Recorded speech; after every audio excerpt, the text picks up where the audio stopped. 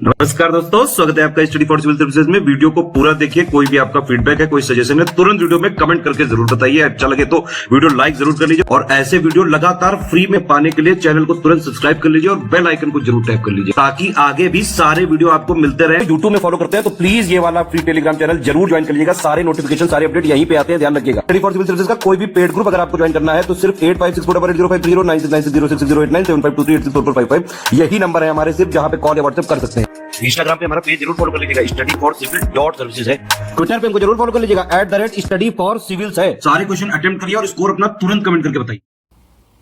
दोस्तों नमस्कार, study for civil services में आप सभी का स्वागत है। यूपी पीसीएस प्रीलिम्स एग्जामिनेशन 2024, इसके लिए हम लोग पेड क्विज देख रहे हैं काफ़ी दिनों से। अभी कंटिन्यू करेंगे इसे, है ना। जब भी आपका एग्जाम होगा तब तक हम, ठीक है। काफ़ी एक्सपेक्टेड क्वेश्चन हैं तो प्लीज़ फॉलो किया करिए, ठीक। स्टार्ट करते हैं आज का वीडियो आज के फर्स्ट क्वेश्चन के साथ। हमसे पूछा गया है कौन सा जनपद उत्तर प्रदेश का जो है नेपाल के साथ सीमा साझा नहीं करता है। तो अंतर्राष्ट्रीय सीमा लगती है उत्तर प्रदेश के हमारे 7 जिले हैं, ठीक है, जिसमें से कुशीनगर इसमें से ऑड हो जाएगा। 7 जिलों में कौन कौन से हैं तो अगर क्रम से देखें तो पीलीभीत, जैसे श्रावस्ती, महाराजगंज हो गया, लखीमपुर खीरी हो गया, बहराइच, सिद्धार्थनगर और बलरामपुर, ठीक।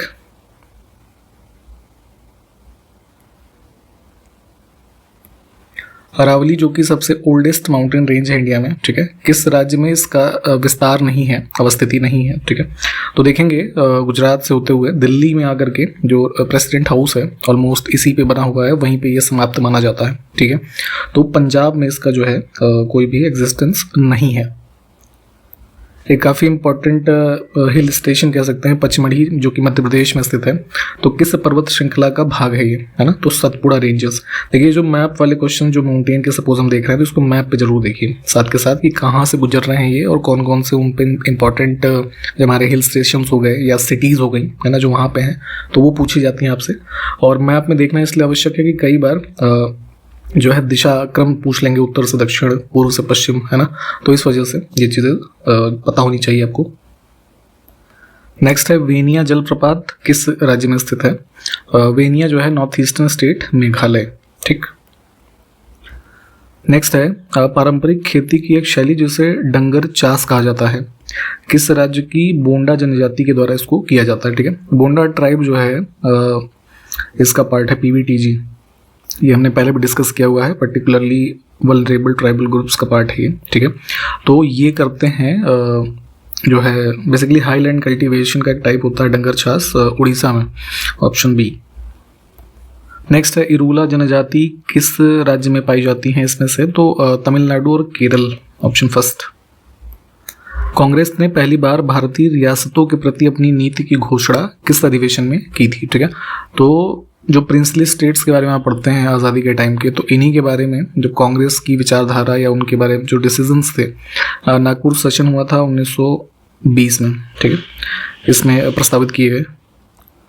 पदार्थ तथा उसके उपयोग के संदर्भ में गलत युग्म का चयन करना है। बहुत ध्यान से देखा करिए सही या गलत क्या पूछा गया है, ठीक। तो जैसे यूरेनियम है तो इसको एटॉमिक बम बनाने में हम यूज़ कर लेते हैं, है ना। इलेक्ट्रिक बल्ब में बेसिकली जैसे उसका फिलामेंट है तो टंगस्टन वगैरह का होगा, या गैस होगी तो आर्गन होगी, है ना, ये कंपोनेंट्स होते हैं, ठीक है। तो यही गलत है। गैल्वेनाइजेशन के लिए जिंक का यूज़ करते हैं। अभी जैसे दिवाली आ रही है, पटाखे वटाखे जो बनते हैं उसमें मैग्नीशियम का यूज़ करते हैं, तो बी। नेक्स्ट है कार्नोटाइट, ये एक बेसिकली मिनरल है, तो किस का एक महत्वपूर्ण स्रोत है ये, ठीक है। तो रेडियो एक्टिव मिनरल होता है और ये यूरेनियम का सोर्स है, ठीक है, ऑप्शन सी। नोबल गैस की श्रेणी में आने वाली गैसों का चयन करना है। देखिए नोबल गैस बेसिकली, या फिर इसको इनर्ट गैस भी कहते हैं, ठीक है। तो बेसिकली जैसे ये पीरियोडिक टेबल में ग्रुप 18 का पार्ट होते हैं ये सब, और मतलब इसमें कोई भी दुर्गंध नहीं होगी, है ना, कलरलेस होंगी ये गैसें, और इस पर केमिकली एक तरीके से कह सकते हैं कोई भी इफेक्ट नहीं होता, केमिकली इनर्ट होती हैं, ठीक। तो इनकी संख्या है 6, ठीक है। कौन कौन सी, जैसे इसमें नियॉन है, क्रिप्टन, आर्गन, ठीक है। इसके अलावा जो है हीलियम, जेनॉन और रेडॉन, ठीक। तो ये 6 को याद रखेंगे। ऑक्सीजन इसमें से ऑड हो गया।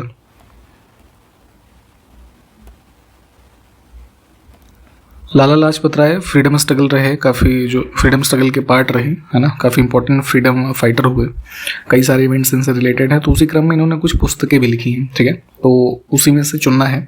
The story of my deportation, unhappy India और आर्य समाज, तीनों ही सही हैं।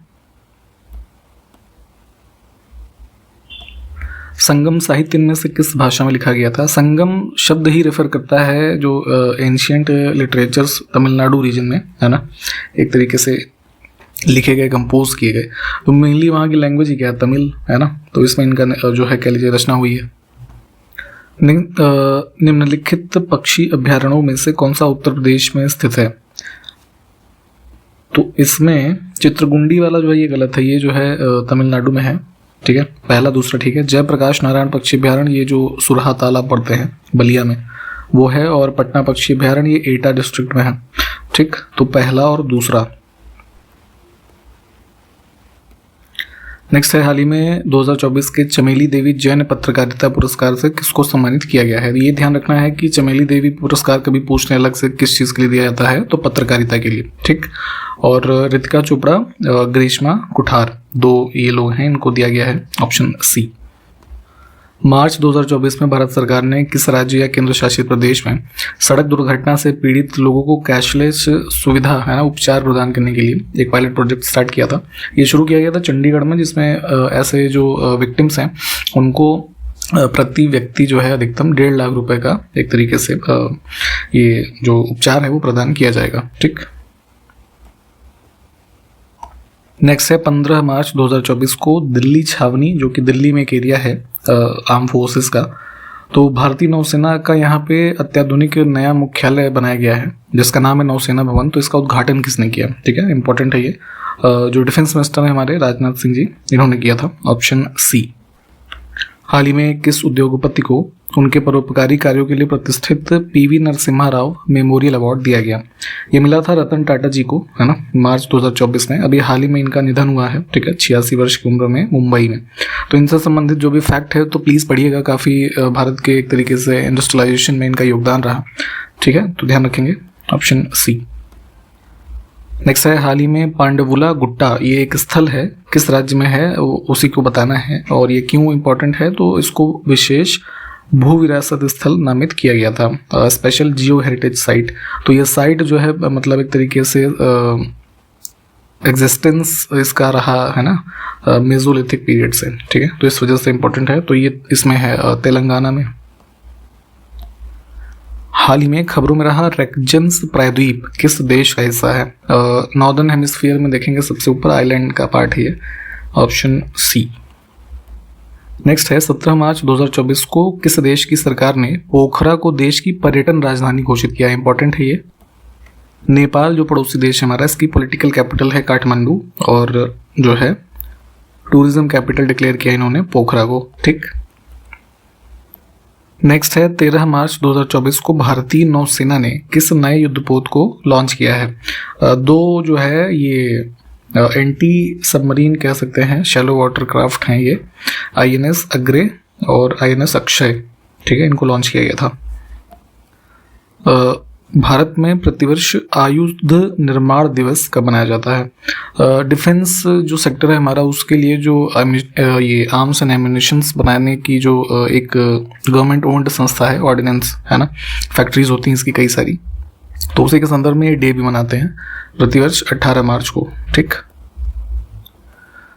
वुमेन प्रीमियर लीग, जैसे IPL होता है मेंस के लिए, है ना, वैसे ही वुमेन प्रीमियर लीग स्टार्ट हुआ भारत में होना। तो 2024 में सेकंड सीजन था ये, तो इसको किसने जीता था?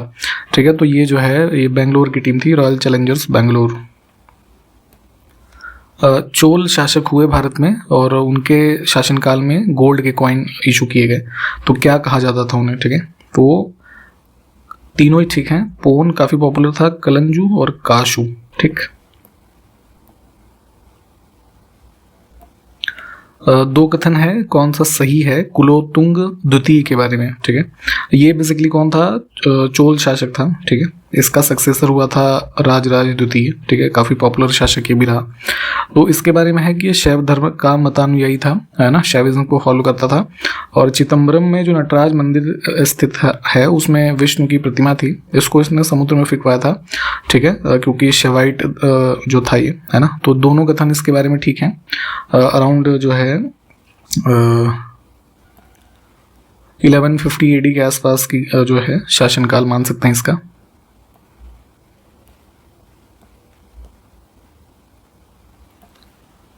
एक और चोल शासक विक्रम चोल के संदर्भ में सही कथन कौन सा है? तो ये कुलोत्तुंग प्रथम का उत्तराधिकारी था, ठीक है, और इसने त्याग समुद्र और अकलंक इसकी उपाधियां ये धारण की थी। जितने भी देखिए चोला शासक भी काफ़ी इंपॉर्टेंट रहे, शासकों का क्रोनोलॉजी पढ़िएगा, है ना, ये पूछा जाता है अक्सर। तो यहाँ पे भी दोनों कथन हमारे ठीक हैं। नेक्स्ट है एक बैटल सूरजगढ़ की लड़ाई, इसके बारे में सही क्या है वो देखना है। 1534 ईस्वी में लड़ी गई है, ठीक बात है। और इसमें जो पार्टीज थी तो गयासुद्दीन महमूद, ये जो है बंगाल का रीजन जो इस टाइम पे था, तो वहाँ का एक तरीके से चीफ था, है ना। और शेरशाह सूरी डायनेस्टी और बेसिकली इन्हीं जो है गयासुद्दीन महमूद के बीच हुई, और इसमें ये जो सूरी थे ये विजयी रहे, ठीक। तो दोनों बातें ठीक हैं।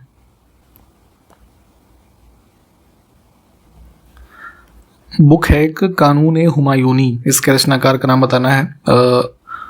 बेसिकली जो है हुमायूं के बारे में ये एक तरीके की बायोग्राफी है ना। ख्वांदमीर ये इसके राइटर रहे, अराउंड 1533 के आसपास, है ना, इसका कंपाइलेशन हुआ था। सही कथन बताना है, बहुत ध्यान से देखा करिए सही गलत क्या पूछा जा रहा है। हुमायूं के मकबरे का निर्माण दिल्ली में हुमायूं की पत्नी हाजी बेगम ने करवाया था, ठीक है, ठीक बात है। ये अराउंड 1569-70 के दौरान इसका निर्माण करवाया गया था। बीगा बेगम भी नाम था इसका, है ना, ये भी ध्यान रखिएगा। और आर्किटेक्ट जो था इसको बनाने को, हुमायूं के टॉम को, ये मिर्जा गियास, ये भी ठीक है।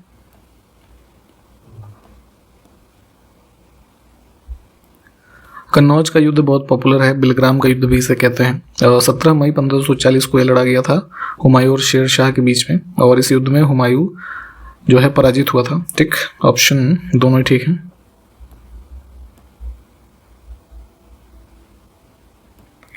दो कथन फिर से हैं। सूर सरोवर रामसर स्थल के बारे में उत्तर प्रदेश में स्थित है, तो कौन सा सही है? पहला लिखा है कि यह उत्तर प्रदेश के लखीमपुर में स्थित है, तो गलत है, ये आगरा में है, ठीक है। और मैन मेड एक रिजर्वायर है ये बात ठीक है, तो सिर्फ दूसरा। नेक्स्ट है भारतीय संविधान की कौन सी अनुसूची संघ और राज्यों के बीच शक्तियों और कार्यों के आवंटन को परिभाषित करती है? 3 प्रकार की लिस्ट है, यूनियन, स्टेट और कॉन्करेंट। इसमें अलग अलग विषय हैं। इसका मेंशन किया गया संविधान की जो कुल 12 अनुसूचियां हैं उसमें से 7वीं में, ठीक। इसमें से कौन सा संविधान संशोधन अधिनियम भारत और बांग्लादेश के बीच समझौते से संबंध रखता है? तो कुछ बॉर्डर एरियाज जो है एक्सचेंज हुए थे दोनों देशों के बीच में, 2015 में इसके लिए एक अमेंडमेंट हुआ था, है ना, 100वां, ठीक।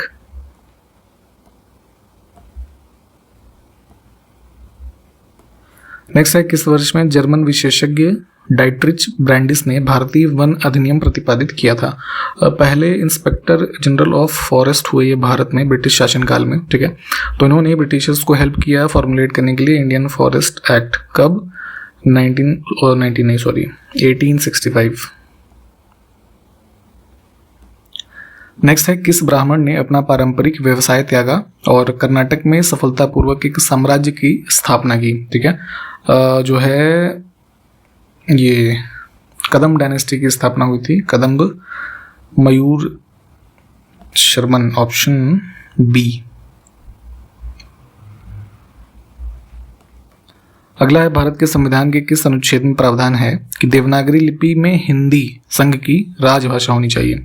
343 सब क्लॉज 1 किस भाग में है? ये कोई कमेंट करके बताएगा, बताइए जरा, संविधान के किस भाग में है?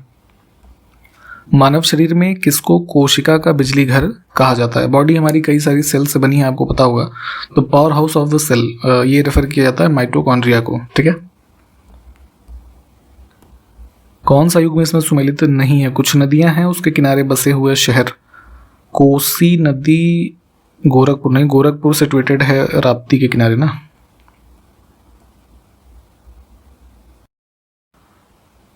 अगला है देवदरी एवं राजदरी जलप्रपात किस स्थान पर स्थित है? उत्तर प्रदेश के जो फॉल्स हैं, वाटरफॉल्स, उसकी लिस्टिंग प्लीज देखिएगा। ये दोनों हैं चंदौली। उत्तर प्रदेश में एक कृषक समृद्धि आयोग की कह सकते हैं गठन किया गया था, तो वर्ष बताना है। 2017 में इसको गठित किया गया था। पर्पस ये था कि किसानों की आय जो है 2022 तक कैसे दुगनी की जाए या बढ़ाई जाए, है ना, उसी के बारे में इन्होंने कुछ फाइंडिंग्स निकाली थी। लेकिन आपसे भी प्रश्न है कि क्या ये संभव हो पाया? कमेंट करके बताइएगा। फिलहाल ऑप्शन बी। कृषि लागत और मूल्य आयोग की सिफारिशों के आधार पर भारत सरकार का कौन सा विभाग न्यूनतम समर्थन मूल्य जो है एमएसपी इसकी घोषणा करता है? तो ये रिकमेंड करते हैं। उसके बाद हमारा ये department of agriculture and corporation है, ये 22 मैंडेटेड क्रॉप्स हैं इसके लिए, है ना, सीजन टू सीजन जो उसके एमएसपी है उसको डिक्लेयर करते हैं पर क्विंटल में। ठीक है। अलग आयोग के रूप में राष्ट्रीय अनुसूचित जनजाति आयोग किस वर्ष अस्तित्व में आया था? ठीक है, तो NCST, इससे पहले ये पार्ट था किसका? National commission for schedule caste and schedule tribe का। ठीक, तो इस पर्पस के लिए एक अमेंडमेंट हुआ था, 89th अमेंडमेंट वर्ष 2003 में। ठीक, तो उसी के बाद 2004 में ये NCST अस्तित्व में आया है। Option C. नेक्स्ट है फेस्टिवल है सिक्किम राज्य में मनाया जाने वाला द्रुक्या तशेशी, है ना, किस व्यक्तित्व से संबंधित है? तो बुद्धिज्म को फॉलो करने वाले लोग मनाते हैं लॉर्ड बुद्धा से। नेक्स्ट है सेंट्रल विजिलेंस कमीशन, है ना, सतर्कता आयोग किस समिति की सिफारिशों पर स्थापित किया गया था? 1964 में, है ना, के संथानम समिति की सिफारिश थी। करप्शन को बेसिकली प्रिवेंट करने के लिए जो है ये कमीशन बना था, तो उसी के रिकमेंडेशन पे। 3 क्रॉपिंग सीजन होते हैं, रबी, खरीफ और जायद। ठीक है, तो उत्तर प्रदेश में खरीफ की बुआई जो है किस महीनों के दौरान होती है? तो बुआई खरीफ की कोई भी होगी वो जून और जुलाई के दौरान होती है। ठीक है, अभी रबी की जो क्रॉपिंग सीजन है तो ये यही सर्दियों में, अक्टूबर नवंबर मेनली, है ना, दिसंबर में भी, तो ऐसे होता है ये। किस सिख गुरु ने खालसा पंथ की स्थापना की थी? ठीक है, तो बेसिकली एक वॉरियर्स का कह सकते हैं ऑर्डर है ये विद इन सिखिज्म, है ना, तो खालसा पंथ के रूप में इसको जानते हैं और इसकी स्थापना गुरु गोविंद सिंह जी ने की थी अराउंड 1699।